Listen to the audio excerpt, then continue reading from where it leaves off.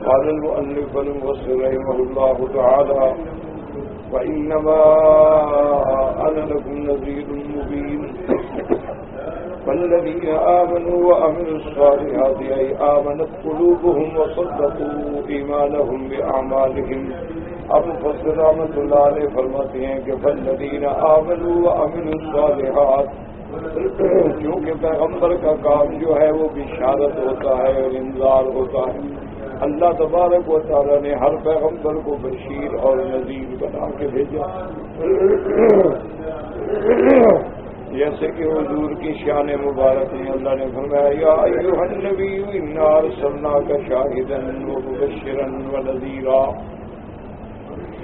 ایمان والوں کو خوشخبری دینے والا، کفر کرنے والوں کو اللہ کے عذاب سے ڈرانے والا. فالذین آمنوا وعملوا الصالحات کا کیا معنی کہ دل سے ایمان لانے والے، کیونکہ اگر زبانی ایمان ہو اور دل میں نہ ہو تو یہ منافق کی صفت ہے، اور اگر دل میں ہو اور زبان سے اقرار نہ ہو تب بھی مومن نہیں کہلائے گا. شرط یہ ہے کہ دل میں تصدیق ہو، زبان سے اقرار ہو اور اعمال اور جوارح اس کی تصدیق کرنے والے ہوں.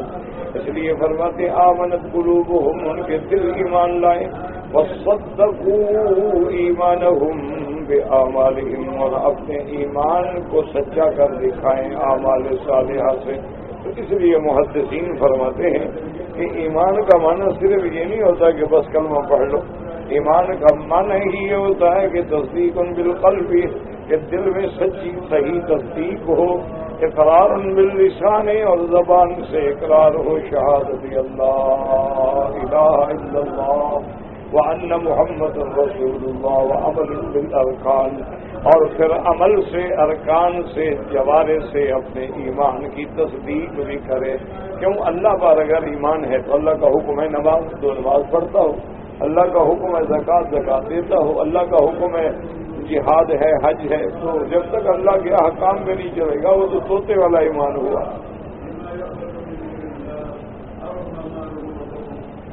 اور اس کے بعد فرماتے ہیں کہ جو صحیح مومن ہے ان کو جزا کیا ملے گی؟ لہم مغفرۃ ورزق کریم، ای مغفرۃ لما سلف من سیئاتہم ومجازات حسنۃ علی القلیل من حسناتہم. جب آدمی ایمان لاتا ہے تو اس سے پہلے اللہ سارے گناہ معاف کر دیتے ہیں. الاسلام یہدم ما کان قبلہ، اسلام لانے سے پہلے کفر ہے، گناہ ہے، سب کے سب اللہ معاف فرما دیتے ہیں. ای مغفرۃ لما سلف، جو تمہاری خطا ہے وہ اللہ معاف کر دیں گے. اللہ تبارک و تعالی تمہارے اعمال حسنہ قلیل پر بھی بہت بڑا بدلہ دیں گے، جزا دیں گے. کہ جب مومن ایمان لاتا ہے تو پھر اللہ تبارک و تعالی اس کے اعمال حسنہ پر جزا دیں گے. قال محمد بن کعب القرظی اذا سمعت اللہ یقول ورزق کریم، محمد بن کعب القرظی فرماتے ہیں کہ قرآن پاک میں جب اللہ فرمائے کہ تمہارے لیے پسندیدہ رزق ہے تو اس سے مراد کیا ہوتی ہے؟ جنت، کیونکہ جنت سے بڑی پھر نعمت کیا ہو سکتی ہے. تو اسی لیے ایک ایسی لفظ آ گیا جس میں ساری اللہ کی نعمتیں آ گئیں. اس لیے فرماتے ہیں کہ مغفرۃ ورزق کریم، رزق کریم سے مراد جنت ہے. اب مومنین کے مقابلے پہ اللہ ان کا ذکر کرتے ہیں جو کافر ہیں. والذین سعوا فی آیاتنا معاجزین، قال مجاہد رحمہ اللہ یثبتون الناس عن مطابقۃ النبی صلی اللہ علیہ وسلم. حضرت مجاہد فرماتے ہیں سعوا فی آیاتنا، یعنی ہمارے آیات کے جھٹلانے میں کوشش کرنے والے. یعنی کیا مانا؟ اللہ کے نبی پر ایمان خود بھی نہیں لاتے اور لوگوں کو بھی روکنے والے ہیں، کہ لوگوں کو بھی شکوک ڈالتے ہیں کہ بھائی دین اسلام کوئی سچا مذہب نہیں ہے، کوئی سچا دین نہیں ہے، بلا وجہ آپ ایمان نہ لائیں.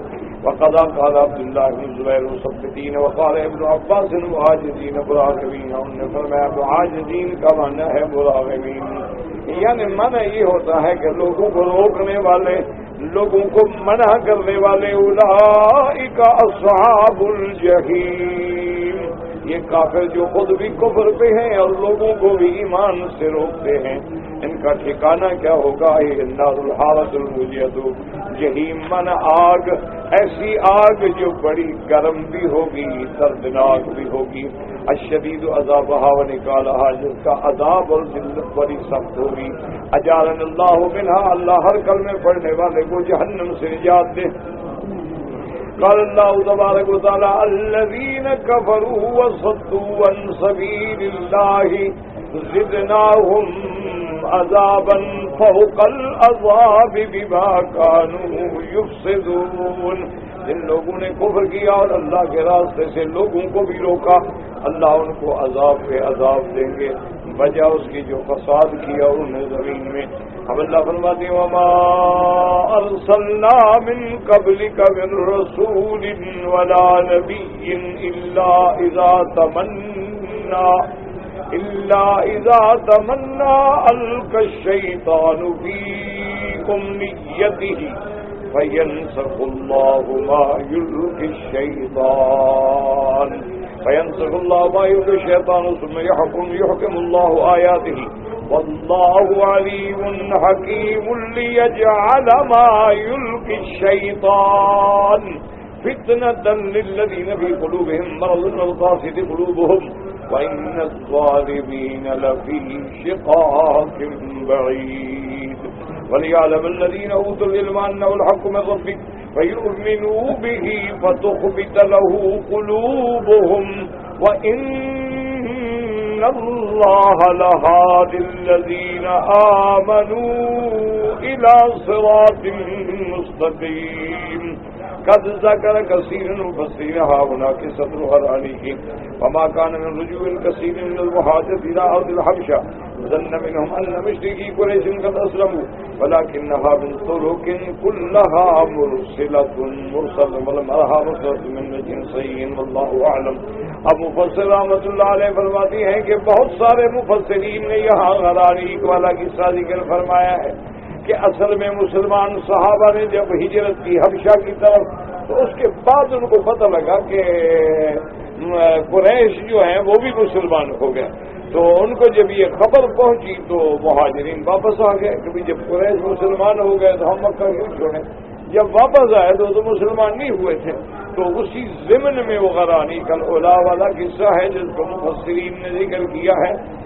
لیکن مفسر فرماتا ہے کہ جتنی بھی ہے نا مجھے کوئی سند صحیح نہیں ملی اس قصے کی، حقیقت میں وہ قصہ جو ہے بالکل صحیح روایات سے ثابت نہیں ہے، کیونکہ اللہ کے پیغمبر کی زبان پہ شیطان کوئی کلمہ جاری نہیں کر سکتا۔ اللہ نے اپنے پیغمبروں کو معصوم بنایا ہے، ان کی زبان کو معصوم بنایا ہے، اور ان کی زبان سے وہی جاری ہوگا جو اللہ حکم فرمائیں گے وما ينطق عن الهوى ان هو الا وحی یوحى۔ اور ساتھ اللہ نے یہ بھی فرما دیا تھا کہ میرے مدنی صلی اللہ علیہ وسلم جب جبریل قرآن لے کے اترتے ہیں اور جبریل قرآن پڑھتے ہیں تو آپ آہستہ آہستہ اندر سے دہراتے ہیں تاکہ بھول نہ جائے۔ اللہ نے فرمایا آپ خاموش ہو کے بیٹھے رہیں، آپ کو دہرانے کی بھی ضرورت نہیں ہے، قرآن اتارنا بھی ہمارے ذمے ہے، آپ کے دل میں سینے میں جمع کرنا بھی ہمارے ذمے ہے، قرآن کی حفاظت بھی ہمارے ذمے ہے، قرآن پڑھانا بھی ہمارے ذمے، سمجھانا بھی ہمارے ذمے۔ اس لیے اس کے بعد فرماتے ہیں قال نبی حاتم حدثنا یونس بن حبیب قال حدثنا ابو داؤد قال حدثنا شعبۃ والنبی بشیر عن سعید بن جبیر قال قرأ رسول اللہ صلی اللہ علیہ وسلم بمکہ النجم فلما بلغ هذا الموضع کہ حضور پاک رحمت دو عالم سیدنا محمد مصطفیٰ صلی اللہ علیہ وسلم نے سورۃ النجم تلاوت فرمائی مکے میں، اور جب اس آیت پہ پہنچے افرأیتم اللات والعزی ومناة الثالثة الأخرى قال فألقى الشیطان الرجیم تلك غرانیق الاولیٰ وإن شفاعتهن ترتجى۔ کہتے ہیں کہ جب حضور اس آیت پہ پہنچے تو شیطان نے نعوذ باللہ یہ کلمات حضور کی زبان پہ ڈال دیے کہ یہ جو بت ہیں ان کی بھی سفارش امید قبول کی جائے گی۔ قالوا ما ذکرات بخیر قبل اليوم، قریش کہنے لگے کہ آج تک تو حضور نے ہمارے بتوں کے بارے میں کبھی اچھی بات نہیں کی ہے، لیکن آج وہ بھی مان گئے ہیں کہ ہمارے بت سفارش قبول ہوگی، سجدہ وسجدوا، جب حضور نے سجدہ کیا تو وہ بھی سجدے میں گر گئے. فانزل اللہ عز وجل هذه الآية وما أرسلنا من قبلك من رسول ولا نبي إلا إذا تمنى ألقى الشيطان في أمنيته فينسخ الله ما يلقي الشيطان ثم يحكم الله آياته والله عليم حكيم. اللہ نے قرآن اتارا کہ آپ سے پہلے کوئی رسول اور نبی ہم نے ایسا نہیں بھیجا کہ جب انہوں نے قرات کی تو شیطان نے ان کی قرات میں ڈالا. کیا مانا؟ کفار کے دل میں ڈالا. یہ نہیں کہ حضور کی زبان پہ ڈالا. حضور پاک تو معصوم ہے. رواه الجرير من دار قندر شعبت به بنحوه ومسر وقد رواه البزار في مسنده يوسف محمد بن أمية بن خالد شعبة أبي بشر عن سعيد بن جبير عن ابن عباس فيما ذو الشك في الحديث أن النبي صلى الله عليه وسلم قرأ سورة النجم حتى انتهى. حضور پاک نے مکے میں سورۃ النجم کی تلاوت کی اور جب آپ اس آیت پہ پہنچے افرأيتم اللات والعزى ومناة الثالثة الأخرى وذكر بكير ثم قال بزار لا نعلمه يروي متصلا إلا بهذا الإسناد تفرد بوصي أمية بن خالد وهو ثقة مشهور فإنما يروى هذا من طريق قلبي أبي سعد الباز ثم رواه النبي هذا من رواية صحيح مسلم وقد رواه ابن جرير محمد بن كعب القرظي ومحمد بن قيس مرسلا أيضا. انہوں نے بھی یہ واقعہ نقل کیا ہے.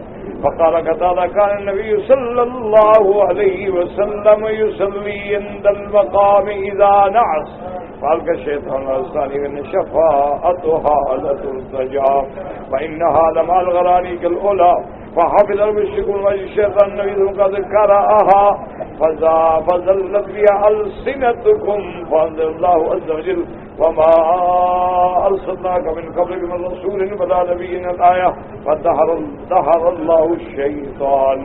حضرت قتادہ فرماتے ہیں کہ میرے محبوب عند المقام یعنی مقام ابراہیم کے پاس نماز پڑھ رہے تھے اور شیطان نے آپ کی زبان پہ یہ الفاظ ڈالے. آپ کو نیند کی یعنی آپ کو نیند آئی تو اس نے الفاظ ڈالے وَإِنَّهَا لَمَعَ الْغَرَانِيقِ الْأُولَى فَحَفِظَ الْمُشْرِكُونَ. تم مشرکین نے آپ کی اس بات کو پلے باندھ دیا اور شیطان نے ان کے دلوں کو اور بھی پکا کر دیا کہ یہ لفظ جو ہیں حضور پاک نے پڑھے ہیں. اور اس کے بعد وزلت بیال سے نتکم اس کے بعد ان کی زبانیں جو ہیں نا پھر اس پر آ گئیں. لیکن اللہ پاک نے فرما دیا کہ پھر جو شیطان نے ڈالا تھا ہم نے اس کو مٹا ڈالا اور جو حق ہے ہم نے اس کو ثابت کر دیا ہے. ثم قال النبي حدثنا موسى بن موسى الكوفي قال حدثنا محمد بن اسحاق الشيبي قال حدثنا محمد بن فليح موسى بن عقبة بن شهاب قال انزلت سورة النجم وكان المشركون يقولون.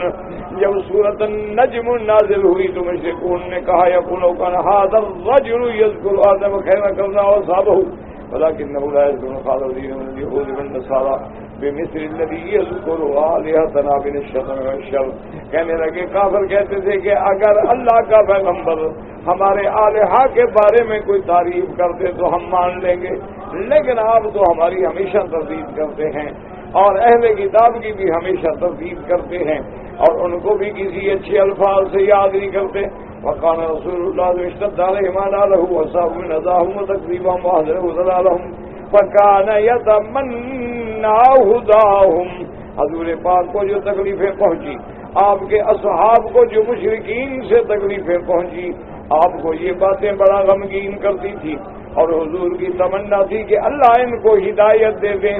اللہ پاک نے جب سورۃ النجم نازل فرمائی اور آپ نے پڑھا فرأیتم اللات والعزى ومناة الثالثة الأخرى ألكم الذكر وله الأنثى ألقى الشيطان عندها كلمات حين ذكر الله التواغيث وقال إنهن لهن الغرانيق الأولى فإن شفاعتهن لهي التي ترتجى وكان ذلك من سجي الشيطان وفتنته فوقعت هاتان كلمتان في قلب كل مشرك وقعت دلت بها ألسنتهم وتباشروا بها. اب حضور پاک نے جب یہ تلاوت کی اس کے بعد شیطان نے یہ بات ڈال دی حالانکہ یہ کلمات شیطان کے تھے، یہ کلمات حضور پاک کے نہیں تھے۔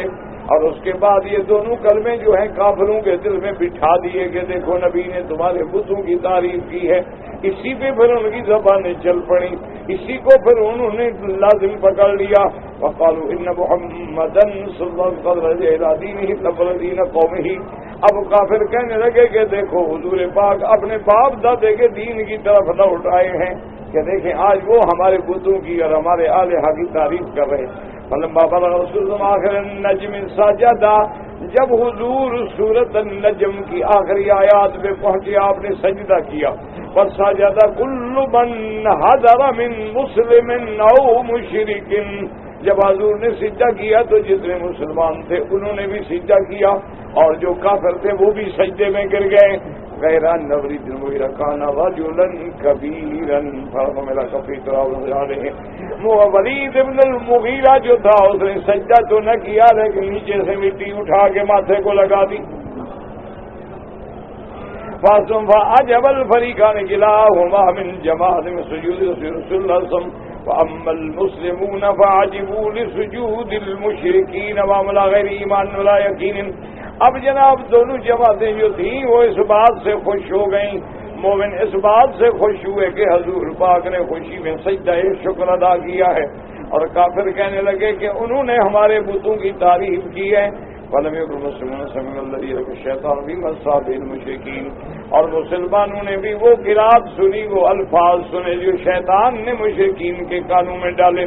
فاطمأنت انفسهم لما القى الشيطان في امنية رسول الله صلی اللہ علیہ وسلم بشران قد قرأ في سورته، حالانکہ شیطان نے جو کچھ ان کی قرات میں ڈالا تھا اور شیطان نے ہی مشرکین کو یقین دیا کہ یہ حضور نے پڑھا ہے، حالانکہ حضور نے نہیں پڑھا۔ فسجدوا لتعظیم آلہتہم، اور وہ اپنے خداؤں کی عظمت کے لیے سجدے میں گر گئے۔ بلغت ارض الحبشتی، اور یہ بات چلتے چلتے سرزمین حبشہ میں بھی پہنچی کہ حضور پاک نے نماز پڑھی ہے۔ حضور پاک جب سجدے میں گئے تو مشرکون بھی سارے کے سارے سجدے میں گر گئے، تو مسلمان نے سمجھا کہ وہ مسلمان ہو گئے۔ ومن بها من المسلمین عثمان ابن مظعون واصحابہ، حضرت عثمان ابن مظعون اور ان کے صحابہ جو تھے ان کو بھی یہ بات پہنچی۔ وتحدثوا ان اهل مکہ قد اسلموا كلهم وصلوا مع رسول اللہ، اور یہ بات ان کو پہنچی کہ مکے والے سب کے سب مسلمان ہو گئے ہیں، حضور کے ساتھ نماز بھی پڑھی ہے اور سجدے میں بھی گر گئے ہیں۔ وبلغهم سجود الولید بن كفه، اور یہ بھی پہنچا کہ ولید بن المغیرہ نے سجدہ تو نہیں کیا لیکن زمین سے مٹی کو اٹھا کے اپنے ماتھے سے لگا لیا، کہنے لگا بس یہی سجدہ جو ہے کافی ہے۔ وحدثوا ان المسلمین قد آمنوا بمکہ، کہ مکے میں مسلمان ہو گئے۔ فاقبلوا سراعا، اس کے بعد انہوں نے اس بات کو قبول کیا اور واپس آئے۔ وقد نسخ اللہ مال کا شیطان واحکم اللہ آیات من خریت، اللہ تبارک و تعالی نے شیطان نے جو فتنہ پھیلایا تھا اس کو مٹا دیا اور جو حق تھا اس کو ثابت کر دیا۔ وقال اللہ تعالی وما ارسلنا من قبلک من رسول ولا نبی الا اذا تمنى القى الشيطان في امنيته فينسخ الله ما يلقي الشيطان ثم يحكم الله آياته والله عليم حكيم ليجعل ما يلقي الشيطان فتنة للذين في قلوبهم مرض والقاسية قلوبهم وإن الظالمين لفي شقاق بعيد۔ فلما بين الله قضاءه وبرأه من سجي الشيطان انقلب المشركون بالدلالة وعداوة للمسلمين واشتدوا عليهم وهذا أيضا مرسل۔ اب اللہ تبارک و تعالی نے جب حقیقت کھول دی اور شیطان نے جو فتنہ ڈالا تھا اس کو ختم کر دیا، اللہ تبارک و تعالی نے احکام جو تھے وہ صحیح ثابت کر دیے، تو اب مشرکین جو تھے واپس پھر اپنے شرک پہ جم گئے اور مسلمانوں کو تکلیفیں پہنچانے لگے، اس لیے پھر صحابہ نے دوبارہ ہجرت کی۔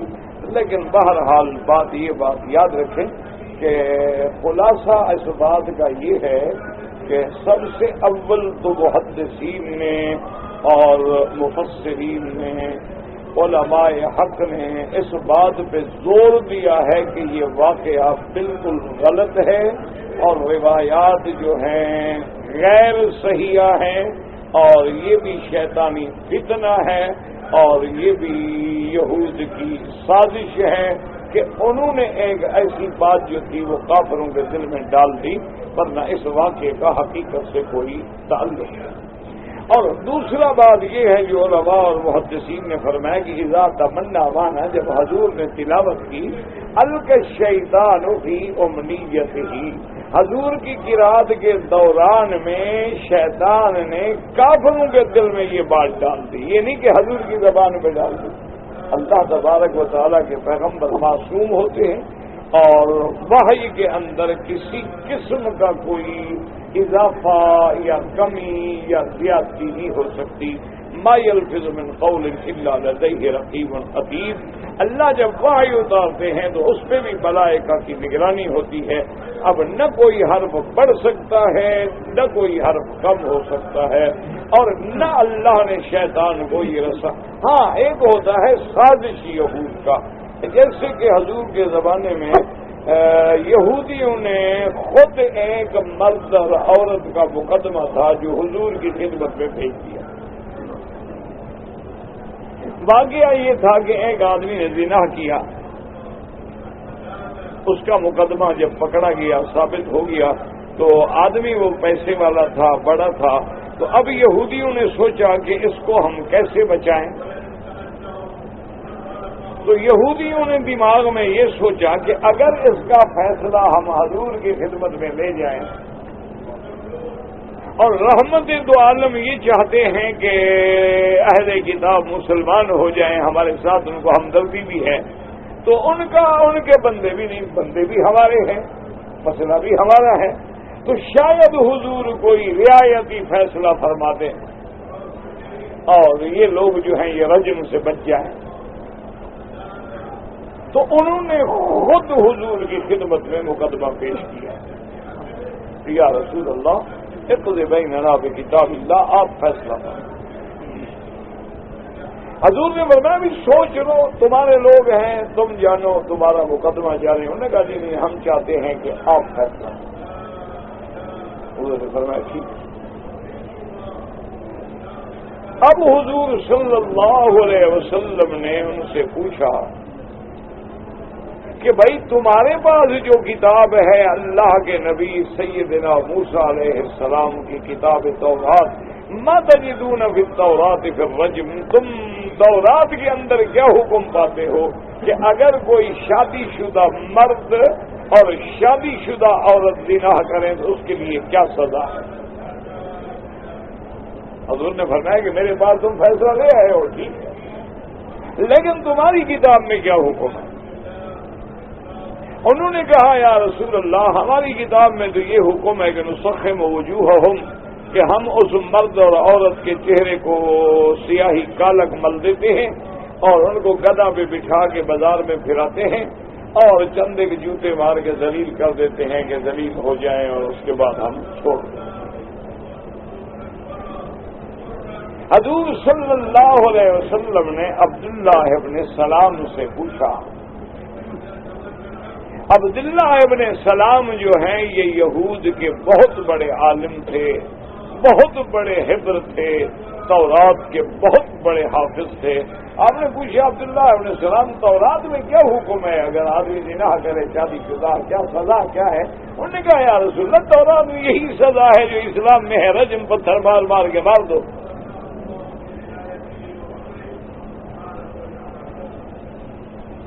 حضور نے فرمایا کہ وہ یہودی تو کہتے ہیں کہ نہیں، ان کو صرف یہ ہے کہ منہ کالا کرو، گدھا پہ بٹھاؤ، بازار میں گھماؤ، دو چار جوتے مارو۔ نے کہا صرف جھوٹ بولتے ہیں۔ تو یہ یہود کی فطرت میں ہے کہ اللہ کے دین کو بدل ڈالنا، اللہ کی کتابوں میں تحریف کرنا، کہیں لفظی تحریف کرنا، کہیں معنوی تحریف کرنا، یہ ان کے خمیر میں داخل ہے یہودیوں سے۔ یہ بڑی عیاذ، مکار اور غدار قوم۔ آج تک یہودیوں کا یہی عقیدہ ہے، یاد رکھیں۔ وہ کہتے ہیں کہ جنت کے لیے اللہ نے صرف یہودیوں کو پیدا کیا ہے، باقی ساری دنیا جہنم میں جائے گی۔ آج تک یہودیوں کا یہی عقیدہ ہے کہ انسانیت کا جو شرف ہے وہ صرف یہود کے لیے، باقی ساری قومیں تو ہماری نوکر ہیں۔ اسی لیے ایک واحد یہودی مذہب ہے جو کوئی بندہ ان میں نعوذ باللہ داخل بھی ہو جائے اس کو اصلی یہودی وہ نہیں مانتے۔ وہ کہتے ہیں شرط ہے کہ اس کی ماں یہودی ہو پھر ہم یہودی مانیں گے۔ یہ بڑی مکہ ہے۔ حضور صلی اللہ علیہ وسلم نے احبار یہود کو طرف فرمایا، ان کے بڑے بڑے علماء کو فرمایا کہ بھئی ہاں بتلاؤ یار تمہاری تورات میں کیا حکم ہے؟ نبی اسلام نے بتلایا ہے ہماری تورات میں یہی حکم ہے کہ ان کا منہ کالا کر دو اور بس جوتے جوتے مار کے بھگا دو۔ حضور نے فرمایا چل لے آؤ تورات لے آؤ، اس میں دیکھتے ہیں۔ تو وہ تورات کو لے آئے اور حضور کے سامنے آگے کتاب کھول دی، اور یہ بھی لکھا ہے کہ ان کا جو مولوی تورات لکھانے والا تھا اس نے یہ کیا کہ کتاب تو اس نے کھول دی حضور کے سامنے، لیکن جو آیت تھی اس پہ ایسے ہاتھ رکھ دیا، یعنی وہ کہ حضور دیکھیں کہاں ہے کہاں ہے کہاں، اس پہ ہاتھ رکھ لو۔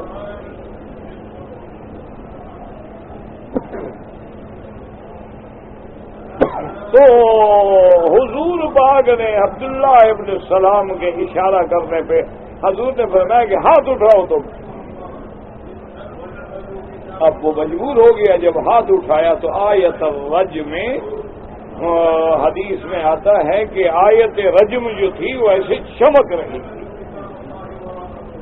کہ اس میں بھی وہی حکم تھا کہ اگر شادی شدہ مرد عورت ہے تو اس کو پتھر مار مار کے مار دیا جائے۔ اصل میں یاد رکھیں لوگ تو کہہ دیتے ہیں نا جی بڑی سخت سزا ہے اور بڑی سخت سزا ہے، اور جناب یہ وحشیانہ قانون ہے کہ ہاتھ کاٹ دیا جائے چور کا، اور زانی مرد عورت کو پتھر مار مار کے مار دیا جائے، اتنا بڑا ظلم۔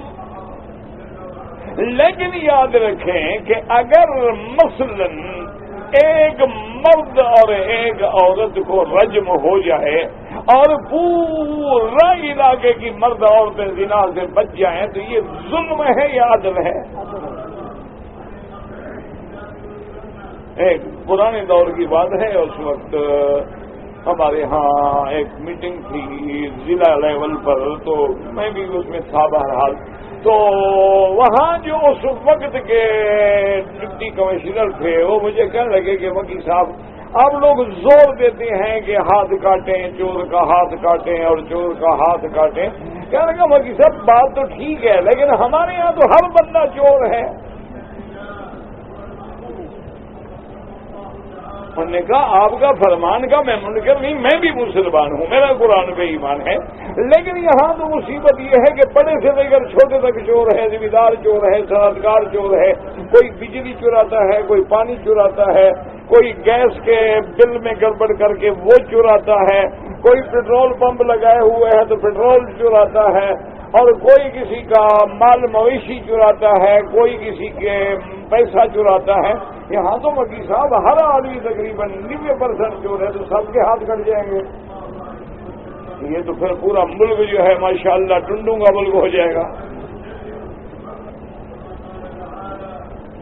میں نے کہا گزارش یہ ہے کہ ماشاءاللہ بڑے لکھے آدمی ہیں، اس انداز میں اللہ کے قرآن کو ٹھکرا رہے ہیں آپ۔ میں نے کہا مجھے آپ ایک بات بتلائیں کہ ایک درخت پہ بڑے پرندوں کا ایک پورا زول بیٹھا ہوتا ہے، 200-400 پرندہ بیٹھا ہوتا ہے، شکاری آ کے نیچے سے فائر کرتا ہے ایک پرندے کو، تو اس کو جب گولی لگتی ہے وہ گر جاتا ہے تو باقی پرندے کہاں جائیں گے؟ انہوں نے کہا جی باقی اڑ جائیں گے۔ میں نے کہا آپ ایک چور کا ہاتھ کاٹیں سارے چور اڑ جائیں گے، ہاتھ نہیں کاٹنے پڑیں گے۔ آپ ایک کا ہاتھ تو کاٹے نا، چونکہ یہی قانون فرنگی کا اور قانون محمدی کا فرق ہے کہ فرنگی کا قانون جرم کو پیدا کرتا ہے، وہ جرائم کی ماں ہے، وہ مجرموں کا رکھوالا ہے، اور میرے مدنی کا قانون آپ نے خدا نہ سمجھا 1 لاکھ 2 لاکھ 10 لاکھ 60 لاکھ 50 لاکھ چرا لیا ہے، سب سے پہلی بات تو یہ ہے کہ آپ کے قانون فرنگی میں اس کے خلاف پرچہ ہی نہیں ہو سکتا۔ جب آپ تھانے کے پاس جائیں گے کہ جی میرا 50 لاکھ روپیہ تھا چوری ہو گیا ہے، تو کہے گا جناب ہم کیسے پرچہ دیں، آپ 50 لاکھ کے نمبر لکھوائیں نوٹوں کے، اب کس کو یاد ہیں جی؟ کون ایسا آدمی ہے جو بینک سے پیسے لینے جائے تو سیریل نمبر لکھے گا کہ مجھے کتنا کاپیاں ملی ہیں اور ان کا سیریل نمبر کیا ہے؟ کہے گا جناب تو پھر تو نوٹ جیسے نوٹ ہیں، ہم کیسے ثابت کریں گے کہ تمہارے ہیں؟ اسی لیے آپ دیکھتے ہیں کہ آپ کے ملک میں اگر کوئی نوجوان لڑکی گھر سے چلی جائے تو فرنگی قانون میں کوئی جرم نہیں ہے، صرف اتنا ہے کہ اس کو آپ کورٹ میں پیش کر دیں گے اور وہ کہے میں اپنی رضامندی سے گئی تھی تو بات ختم۔ اچھا، اور اس کے بعد یعنی اگر اس کا وکیل اور زیادہ چالاک ہے تو اس کا بیان بھی کروا دے گا میں اپنی مرضی سے گئی، میں عاقل بالغ ہوں، میں نے خود نکاح کیا ہے، میں نے کوئی زنا نہیں کیا، کوئی میں نکلی نہیں، کسی نے مجھے اغوا نہیں کیا، اور کورٹ مجبور ہے کہ اس کے حق میں فیصلہ دے۔ ساتھ وکیل درخواست دے دے گا کہ سر میری موکلہ کو تکلیف خطرہ ہے، اس کے ماں باپ اس کو نہ مار ڈالیں، تو کہے گا بالکل ٹھیک ہے، اس کو باقاعدہ پولیس کی حفاظت میں رکھو، حفاظت بھی دو، یعنی زانی کے لیے حفاظت کا انتظام بھی تمہارا قانون کرے گا۔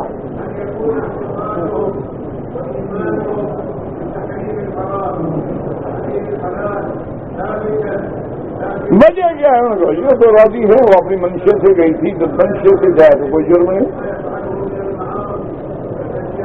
اچھا، بیوی درخواست دے دے کورٹ میں جا کر کہ جناب میرا تو موڈ نہیں تھا لیکن آج زبردستی میرے خامند نے میرے ساتھ مجامعت کی ہے، جرم ہے کہ تم نے جبر کیوں کیا ہے؟ دیکھیں قانون، دیکھیں کیسے قانون بنا ہے۔ اچھا، پارک میں ایک مرد عورت زنا کر رہے ہیں، ان کا زنا جرم نہیں، تمہارا دیکھنا جرم ہے کہ تم نے ان کی آزادی میں کیوں خلل ڈالا، تم نے کیوں دیکھا؟ اندازہ کریں تو اب جناب دیکھ، اچھا اب ایک آدمی نے 60 لاکھ چرا لیے، پرچہ پہلے تو ہوتا نہیں، اس لیے تمہارا قانون آپ اخباروں میں پڑھتے ہیں نا، وہ جی لڑکی اغوا ہو گئی اور گھر سے جاتے وقت اس نے زیورات بھی ساتھ لیے، اتنے جوڑے کپڑے بھی ساتھ لیے، اتنا پیسہ بھی اٹھا لیا، یہ ساری چیزیں جھوٹی ہوتی ہیں۔ وہ کیوں لکھتے ہیں؟ تاکہ یہ برآمدگی ہم ڈال کے کوئی تو جرم بنائے گا، وہ نکلنا اور جانا تو جرم ہے نہیں نا، زیور چوری کرنا جرم ہے، یہ سارا جھوٹ ہوتا ہے اور جھوٹ کے بغیر انگریز کا قانون چل ہی نہیں سکتا۔ اچھا اب جناب وہ نکل گئی اور اب ہمیں گواہ ضرورت ہے۔ اچھا وہ نکلی تو تھی لالو کھیت سے اور گواہ ہیں ملیر کے۔ اچھا ابھی تم انہوں نے کہا جی ہم تو وہاں ٹیکسی سے گزر رہے تھے کہ ایک لڑکی کو دیکھا، اس کے ہاتھ میں پوٹلی بھی تھی اور چلنے کے انداز سے ہمیں معلوم ہوا کہ گھبرائی ہوئی بھی تھی اور اس کے ساتھ ایک بندہ بھی جا رہا تھا۔ اچھا پہچانا وہاں پہچانا بھی تھا کہ پینٹ پہنے ہوا تھا، فلاں رنگ کا کپڑا تھا، قد لمبا تھا، بال انگریزی تھے۔ ہاں دیکھو گواہ علاقے کا کوئی گواہ نہیں، گواہ 50 میل دور کا ہے۔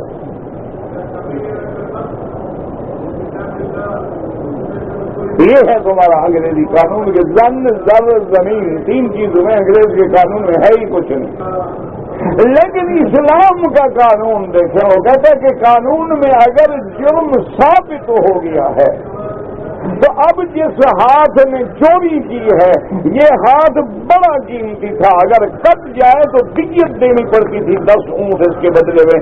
جب یہ ذلیل ہو کے لوگوں کے گھر میں گھسنے لگ گیا تو اس کو چھوٹا کرو، کاٹ دو ہمیشہ کے لیے۔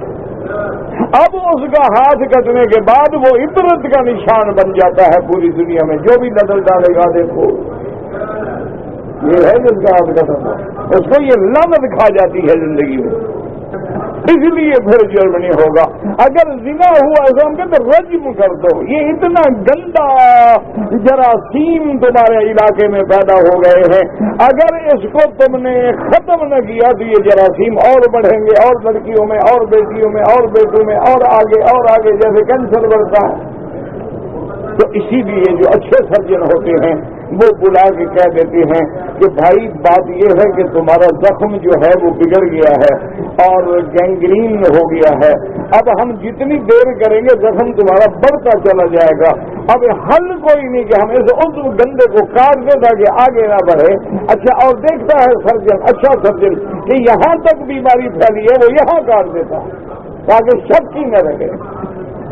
تو اسلام یہی کہتا ہے کہ اگر یہ بیماری کینسر بن گئی ہے، یہ بیماری ایڈز بن گئی ہے، یہ ماں باپ کی عزت رکھنے والی بیٹی جو ہے بے عزت بن کے ماں باپ کی عزت کو تاراج کر رہی ہے، تو یہ آگے جا کے جراثیم محلوں میں نہ پھیلائے، ان کو ہمیشہ کے لیے ختم کر دو۔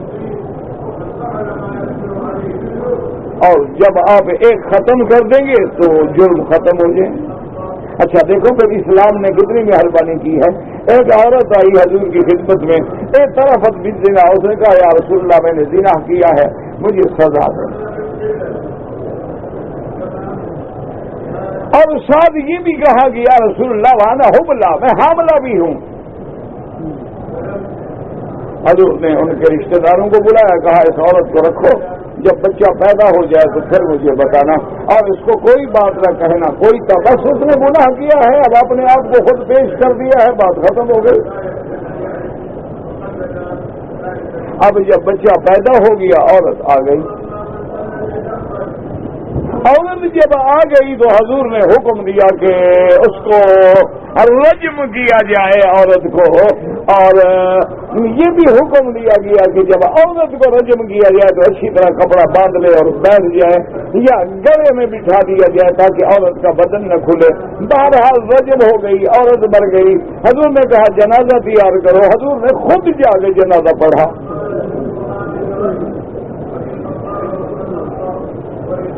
امیر المومنین سیدنا عمر بن الخطاب رضی اللہ تعالی عنہ کو بات سمجھ نہ آئی، اس نے کہا یا رسول اللہ رجمت تصلی علیہا، حضور آپ نے پہلے تو رجم کا حکم دیا ہے، پتھر مار مار کے وہ مر گیا، اب آپ نے اس کا جنازہ بھی پڑھ لیا ایسی عورت کا جو زنا ہمیں سزا پا گئی۔ حضور نے فرمایا عمر کیا کہہ سکتے ہو، لقد جادت بنفسها وتابت توبۃ، یہ تو ایسی اچھی عورت ہے کہ اس نے اللہ کے عذاب کے ڈر سے اپنی جان کو دنیا میں حلال کر ڈالا ہے، اور اس نے ایسی سچی توبہ کی ہے، اگر 70 گناہگاروں پہ تقسیم کر دوں تو سب کو جنت لے جائے گی۔ کہ ٹھیک ہے گناہ ہو گیا لیکن اس کا ندامت کرنا، اعتراف کرنا، اقرار کرنا۔ اچھا حضور نے کہا چلی جاؤ، جب بچہ پیدا ہو پھر آ جانا، بھاگ جاتی۔ اچھا کوئی مدعی تو تھا نہیں، گواہ تو کوئی تھا نہیں۔ اچھا اسلام یہ بھی کہتا ہے کہ اگر ایک آدمی اقرار کرتا ہے میں نے زنا کیا، لیکن حد لگنے سے پہلے وہ کہہ دیتا ہے کہ جی میں نے تو تہمت لگانے کے لیے جھوٹ بولا تھا، حد نہیں لگے گی۔ الحدود تنطرق بالشبہات، ذرا شبہ پیدا ہو جائے تو حد نہ مارو۔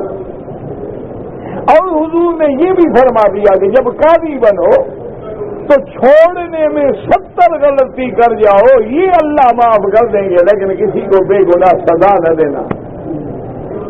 تو اسلام ہے نا، اگر کوئی نہ سمجھے، حضور نے لے آؤ کتاب، جب لے آئے کتاب ہاتھ اٹھایا تو آیت نہیں کرائی، حضور نے رجم کو اس کو سزا جو ہے وہ رجم کی دی جائے گی۔ تو یہ یہودیوں کی پرانی عادت ہے، قرآن کو بدل دینا، تورات کو بدل دینا، آیات کو بدل دینا، فتوے کو بدل دینا، بڑا آدمی فتویٰ پوچھے تو اور دے دینا، غریب پوچھے تو اور دے دینا، یہ یہودیوں کی پرانی عادت کہتے ہیں جی کہ اگر مدینے میں کوئی چیز مہنگی ہے، ہم کہیں کہ ہمارے ملک سے مہنگی ہے، کوئی بات نہیں بابا، یہ توہین نہیں ہوتی۔ جانے سے پہلے عورت کو حیض آ جائے، یہ وہی ہے جو میں کل جواب دے چکا ہوں، پھر کیوں تم نے رکھے ہوئے ہیں؟ عورت کے لیے ودا نہیں ہوتا ہے، حیض ہے تو معاف ہے، یہ لنگی پہن کے آنا، کل میں نے بیان کیا پھر رکھا ہوا ہے، ایسے بتاؤں ذہن میں عورت بیٹھ سکتی ہے، رکھا ہوا کل بتایا ہے۔ اگر کوئی آدمی دن میں اپنی بیوی کے ساتھ مجامعت کرے تو جائز ہے، کیوں دن میں بیوی نہیں ہوتی، رات کو ہوتی ہے، دن میں نکاح ختم ہو جاتا ہے اور رات کے اندھیرے میں رہتا ہے۔ بس دماغ ہے خراب ہے، مولوی مفت میں ملا ہوا ہے، جتنا مرضی ہے تنگ کرو بھائی، تب ادری بیوی ہے، دن ہے رات ہے، کچھ نہیں۔ ہوائی جہاز میں نماز کس طرح ادا کرے، جیسے زمین پہ ادا کرتے ہیں۔ اگر آدمی نے طواف شروع کیا اور نماز کھڑی ہو گئی تو احتیاط اسی میں ہے کہ اگر ایک یا دو چکر ہیں تو پھر ابتدا سے شروع کریں، اگر 4 چکر ہو گئے، 3 سے زیادہ ہو گئے ہیں تو جہاں چھوڑا ہے وہیں سے شروع کریں۔ اگر مکہ سے احرام باندھ کے مسجد عائشہ جائے تو مکے سے محرم کے قانون لاگو ہوں گے نہیں، چادریں باندھنے سے آدمی تھوڑا محرم ہو جاتا ہے، وہ تو جب تک نیت نہ کرے لبیک بعمرۃ لبیک اللہم لبیک، اس وقت تک کوئی احرام نہیں، چادریں پہن کے ساری زندگی پھرتے رہو تو احرام تھوڑا ہو جائے گا۔ اگر ایک آدمی نے عمرہ کیا ہے لیکن عمرے کے دوران میں انڈر ویئر پہنے رکھا، دم ادا کرے۔ اگر کوئی مزار کے جو مجاور ہیں، بکرے بیچتے ہیں جو قبروں کے نام آتے ہیں، بالکل نہ خریدیں۔ حضرت اسماعیل نبی تھے، اگر عورت کو کسی نے طلاق دے دی تو اس عورت کی ماں جو ہے وہ تمہاری وہ ماں واجب احترام رہے گی دخول کے بعد۔ اسی حدیث سے ثابت ہے کہ 50 طواف کرنے والے کے لیے جنت واجب ہے، میں نے کوئی ایسی حدیث نہیں پڑھی۔ اگر ظہر اور عصر کی نماز ہے، سری نمازیں ہیں، حنفی مسلک میں مقتدی فاتحہ نہیں پڑھے گا کسی بھی نماز میں، جہری ہو یا سری۔ امام احمد ابن حنبل رحمۃ اللہ علیہ فرماتے ہیں کہ سری نمازوں میں پڑھے گا لیکن جہری نمازوں میں نہیں پڑھے گا۔ یہ پہلے ہو چکا ہے، پھر وہ اکٹھے کر کے تو چیک کرے آپ۔ اگر ایک آدمی نے توبہ کی ہے لیکن پھر توبہ توڑ بیٹھا ہے تو کوئی حرج نہیں، ابھی توبہ کا دروازہ بند نہیں ہوا، 1000 بار توبہ شکستی بازا، اگر 1000 بار بھی توبہ توڑ بیٹھے تو پھر توبہ کرو، اللہ کا دروازہ کھلا ہوا ہے۔ بہرحال نفلی عبادت ہے عمرہ، آپ جس کے لیے چاہیں کریں۔ طواف میں جو دعائیں تمہیں یاد ہیں وہ کریں، یا درود شریف پڑھیں یا کلمہ پڑھیں یا سبحان اللہ والحمدللہ لا الہ الا اللہ اللہ اکبر، جس سے دل لگا رہے۔ اگر ایک آدمی نے 4 لاکھ کی گاڑی لی ہے لیکن قسطوں پہ اس کی قیمت 5 لاکھ ہے، یہ جائز ہے؟ دیکھو نا کیوں، اگر آپ نقد قیمت ہے 10 ریال، ادھار قیمت ہے 15 ریال، تو گویا میں نے یہ چیز 15 میں خریدی ہے، تو یہ چیز 15 ریال میں میرے پاس آ گئی، حلال ہے۔ حرام تو تب ہوتی کہ میں 10 ریال صرف لے کے پھر 15 ریال لوٹاتا، یہ تو میں نے چیز خریدی ہے۔ اگر ہم جمعرات کو 6 بجے روانہ ہونا ہے اور عصر کے بعد طواف کریں، کوئی حرج نہیں، اسی وقت 2 رکعت پڑھ لو، یا جدے میں بھی جا کے مغرب کے بعد پڑھ لو، کوئی مسئلہ نہیں۔ اگر گیس کی شکایت ہے، وضو بار بار ٹوٹ جاتا ہے، ایسے آدمی کے لیے ہر نماز کے وقت پہ نیا وضو کرنا ہوگا، یعنی آپ نے مغرب کی نماز کے لیے جو وضو کیا ہے اب عشاء تک وہی وضو کافی ہے، چاہے گیس ہوا نکلتی رہے، نماز پڑھیں طواف کریں، عشاء کی جب وقت داخل ہوگا پھر دوبارہ نیا وضو کریں۔ اگر آدمی نے بالوں کو نرم کرنے کے لیے لوگ خوشبو لگا دیتے ہیں شیمپو کی، بالکل نہیں لگانی چاہیے، لگائی ہے تو چونکہ فوراً اتار دی اس لیے صدقہ کر دیں، خیرات کر دیں، دم سے تو بچ گئے، لیکن یہ محرم کا فرض ہے کہ وہ نائی کو کہے بھی میرا احرام ہے، خوشبو نہ لگانا، ایسے پانی لگاؤ یا ایسا صابن لگاؤ جس میں خوشبو نہ ہو۔ استاد جو ہے وہ ہندو ہے، اس کی بیوی فوت ہو گئی، جو کفر میں مر گئی اس کے لیے کوئی دعا نہیں کی جاتی۔ اگر عمرے کے دوران میں چوٹ لگ گئی اور میرے پاؤں سے خون نکل آیا، کوئی جرمانہ نہیں ہے۔ کہتے جب آپ کے سوال جواب شروع ہوتے ہیں تو آپ کے شاگرد اٹھ جاتے ہیں، وہ سبق پڑھنے آتے ہیں، سوال جواب کے لیے تھوڑا آتے ہیں، جب سبق بند ہو گیا چلے جائیں تو آپ کریں۔ یہ سوال جواب وہ 1000 دفعہ سن چکے ہیں، کتنے دفعہ سنے آخر وہ؟ لیکن اعتراض کرنے والے نے تو وہی کام ڈھونڈنا ہے نا، اعتراض کیسے کریں؟ تم خدا کا شکر کرو، ہو جائیں گے، تمہیں جگہ مل جائے گی۔ ہم دونوں بھائیوں نے 3 عمرے کیے، کراچی سے آئے، مدینہ سے آئے، ٹھیک ہے، 3 کرو 100 کرو، نفلی عبادت ہے، نہ کرو کوئی ضروری نہیں۔ میں نے اپنی بیوی کو 3 طلاقیں وقفے سے دے دیا تو کام پکا ہو گیا، خلاص فی امان اللہ۔ طلاق پہلے دیتے ہیں، مسئلہ بعد میں پوچھتے ہیں، تو مولوی کیا کرے گا؟ جا کے آگے لوہے کی دیوار دے دے گا۔ بھائی طلاق دینے سے پہلے پوچھو کہ میرا جھگڑا ہے، میں کیا کروں؟ تو مولوی سمجھائے گا ابھی طلاق نہ دو، مجبوری ہے تو طہر میں طلاق دو اور 1 دو، تاکہ تمہاری صلح ہو جائے تو رجوع کر سکو۔ تم تو سارا کچھ بھانڈا توڑ کے آ جاتے ہو کہ جی مٹکا تو توڑ دیا، مولوی صاحب کیا کریں؟ اب جناب نیا مٹکا خریدو۔ اپنی جمعہ کی نماز میں آیا لیکن آخری قاعدے میں ملا ہے تو صرف امام ابو حنیفہ رحمۃ اللہ علیہ کے نزدیک تو اس کی گویا جماعت مل گئی۔ باقی ائمہ کہتے ہیں جب تک رکعت نہ ملے جماعت نہیں ملتی، اپنی دوبارہ ظہر پڑھے۔ سنا ہے کہ بینک سے اگر گاڑی لیا جائے تو وہ سود ہے، دیکھو نا، بینک سے آپ نے پیسہ لیا ہے، پیسے پہ آپ سود دیں گے تو یہ سود ہے۔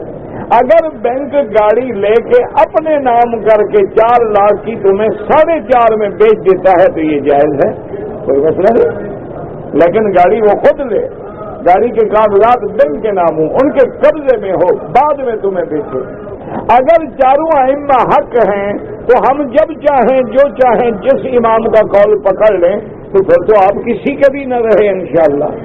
اور اگر آپ اتنے بڑے عالم ہیں کہ چاروں میں سے قول راجح ڈھونڈ سکتے ہیں تو پھر آپ کو کسی امام کی تقلید کی ضرورت ہی نہیں، آپ خود مجتہد ہیں۔ زیر ناف بال کہاں تک کاٹنے چاہیے؟ ٹانگوں پہ بال ہیں، اگر مٹائے جائیں کوئی بات نہیں، ہماری مرضی ہے۔ کسی عورت نے مسئلہ پوچھا تھا، امام صاحب جواب نہیں سکے، وہ کون سی عورت تھی؟ تمہاری بیٹی تھی، بہن تھی، کوئی نام بتاؤ نا۔ اچھا، اگر کوئی عورت مسئلہ پوچھے اور آدمی جواب نہ دے سکے، وہ امام نہیں ہوتا۔ تو ایک عورت نے حضور سے مسئلہ پوچھا اور حضور جواب نہیں دے سکے تو کیا کہو گے؟ ایک عورت آئی، اس نے کہا کہ میرے خاوند نے اظہار کیا ہے، مجھے اپنے اوپر حرام کر دیا۔ آپ نے فرمایا بی بی مان ذرا تھی کہ شعین قرآن تیرے بارے میں نہیں اترا، میں جواب نہیں دے سکتا۔ تو پھر کیا کہیں گے آپ جناب؟ اچھا ڈھونڈتے رہتے ہیں نہ خدا کے بندے، نہ تمہیں کافروں سے بغض ہے، نہ یہودیوں سے بغض ہے، نہ قادیانیوں سے بغض ہے، نہ دشمنان صحابہ سے بغض ہے، نہ دشمنان اہل بیت سے بغض ہے۔ امام ابو حنیفہ نے آخر تمہارا کیا بگاڑا ہے؟ انا للہ و انا الیہ راجعون۔ کبھی بھی نہیں سنو گے مسئلہ قادیانیت سے تقریر کر دیں، سوال ہی پیدا نہیں ہوتا، ان کو یہ مسئلے آتے ہی نہیں۔ انا للہ و انا، اللہ ہدایت کا فیصلہ فرما۔ ہم تو بھائی دعا کرتے رہتے ہیں تمہاری مرضی، گالیاں دو جو مرضی ہے کرو۔ بعض لوگ کہتے ہیں کہ حضور کا سایہ نہیں تھا۔ کون لوگ؟ دین لوگوں کا نام ہے یا قرآن حدیث کا نام ہے؟ ایسے بعض لوگ، میں بھی کہتا ہوں بعض لوگ کہتے ہیں کہ تم غلط کہتے ہیں۔ اس کا کوئی جواب ہے؟ یا تو کہو جی یہ قرآن کی آیت ہے، یہ حدیث ہے، آمنا و صدقنا۔ خواب دیکھا ہے، اب یہ میں گھر جا کے پڑھوں گا انشاءاللہ۔ اب اتنا لمبا خواب پڑھتے ہوئے سارے لوگ کھڑے رہے ہیں، ان کا کیا گناہ ہے بھائی؟ ہم قرآن کی بے حرمتی پر کافروں کو کوستے ہیں، لیکن یہاں بے حرمتی ہوتی، جو بے حرمتی کرے وہ مجرم ہے، یہاں کرے یا وہاں کرے۔ اگر مرد کالا کپڑا پہنے جو مرضی ہے پہنو، لیکن حضور نے فرمایا مردوں کے لیے سفید کپڑا افضل ہے، لیکن کالا کپڑا بطور غم پہننا، کسی کی موت پہ پہننا وہ حرام ہے۔ ویسے پہنو، ساری زندگی کالا کپڑا پہنو۔ میری بیوی بیمار ہے، اللہ ہر بیمار پہ رحم فرما، ہر بیمار پہ رحم فرما، ہر بیمار پہ رحم فرما۔ اشفنا واشف مرضانا ومرضى المسلمين۔ جتنے دن مکے میں رہیں افضل طواف ہے۔ اگر میں گاڑی چلا رہا تھا، ایک پرندہ گاڑی سے لگ کے مر گیا، کوئی حرج نہیں۔ ایک بزرگ تھے جن کی ساری زندگی دین کی تبلیغ میں گزری ہے، فوت ہو گئے، اللہم اغفرہ ورحمہ وتجاوز عنہ، اللہ ان کے درجات بلند فرمائے۔ اگر ہم اپنے کسی عزیز کے لیے عمرہ کریں، اگر اس نے کہا ہے، ورنہ اپنے لیے کر کے اس کے لیے دعا کرو۔ بہرحال آپ کی بیوی جو ہے نا، وہ بغیر محرم کے نہیں آ سکتی، اس کے ساتھ محرم کا آنا ضروری ہے۔ اگر ہم حج سے پہلے عمرہ کر لیں تو حج فرض ہو جائے گا؟ نہیں، آپ عمرہ کریں اور جائیں۔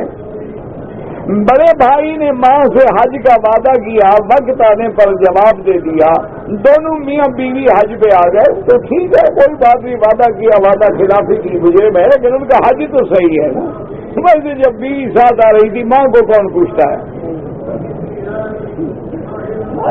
ماں کا کیا ہے؟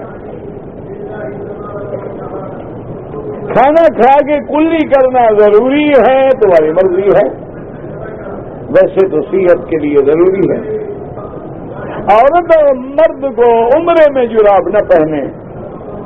اگر ایک آدمی 9 دن مکے میں رہے، باقی دن مدینے میں گزارے، مسافر ہے۔ اگر آدمی اپنی رہائش سے احرام باندھے، عمرہ نہیں ہوگا، مسجد عائشہ یا مسجد جہرانہ جانا چاہیے، باقی چادریں پہن کے چلا جائے، چادروں سے احرام نہیں ہوتا جب تک وہاں جا کے نیت نہ کرے۔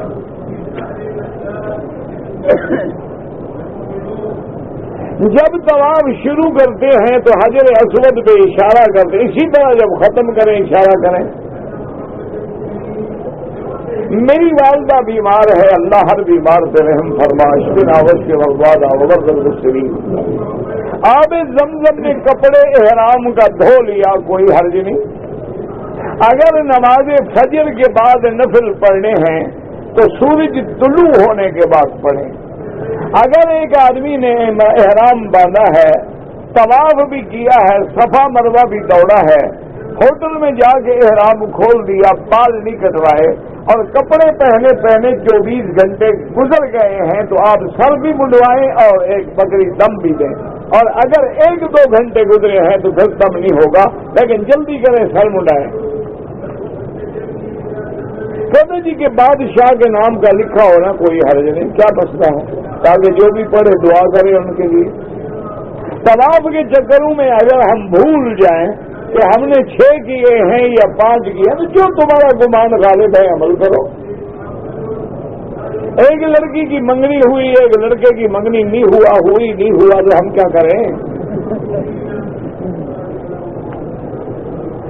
ہر روز نماز فرض امام صاحب کے ساتھ پوری کرتے ہیں، باقی نماز بھی پوری فرض ہے، یعنی باقی نماز کیا فرض تو وہ بھی امام صاحب کے ساتھ آپ نے پڑھ لیے، باقی سنتیں ہیں وہ آپ نے علیحدہ پڑھنی ہیں۔